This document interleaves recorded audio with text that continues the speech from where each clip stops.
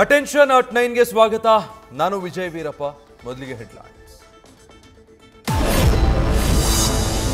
ಸಾರಾಯಿ ಚಟ ಬಿಡಿಸೋಕೆ ನಾಟಿ ಔಷಧಿ ಸೇವಿಸಿದ್ದ ಮೂವರ ದುರ್ಮರಣ. ಕಲಬುರಗಿ ಇಮದಾಪುರದಲ್ಲಿ ಘಟನೆ. ಫಕೀರಪ್ಪ ಎನ್ನುವಾತ ಕೊಡ್ತಿದ್ದಂಥ ನಾಟಿ ಔಷಧಿ ಸೇವಿಸಿ ಸಾವು. ಸೇಡಂ ಠಾಣೆಯಲ್ಲಿ ಕೇಸ್. ನಾಪತ್ತೆಯಾದ ಫಕೀರಪ್ಪಗಾಗಿ ಶೋಧ.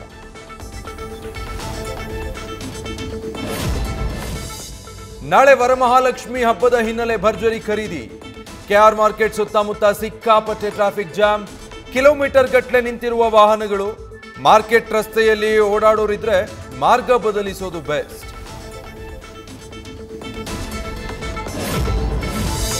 ಉಜಿರೆಯಲ್ಲಿ ಯೂಟ್ಯೂಬರ್ಸ್ ಮೇಲೆ ಹಲ್ಲೆ ಕೇಸ್. ಆಸ್ಪತ್ರೆ ಬಳಿ ವರದಿಗೆ ತೆರಳಿದ್ದ ಖಾಸಗಿ ಸುದ್ದಿವಾಹಿನಿಯ ತಂಡದ ಮೇಲೂ ಹಲ್ಲೆ.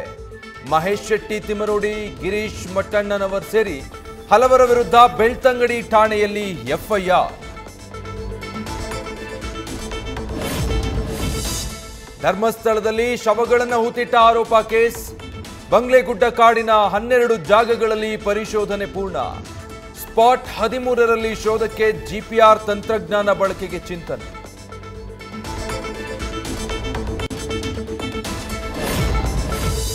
ನಟಿ ರಮ್ಯಾಗೆ ಅಶ್ಲೀಲ ಕಮೆಂಟ್ನಲ್ಲಿ 5 ಆರೋಪಿಗಳು ಅರೆಸ್ಟ್ ಕೇಸ್.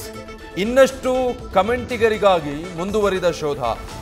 ಪೊಲೀಸರ ಭಯದಿಂದ ಲೊಕೇಶನ್ಗಳನ್ನು ಬದಲಾಯಿಸ್ತಾನೆ ಇದ್ದಾರೆ ಆರೋಪಿಗಳು. ನ್ಯೂಸ್ ಫಸ್ಟ್, ನಿರ್ಭೀತಿಯಿಂದ ನಿಮ್ಮ ಪರವಾಗಿ.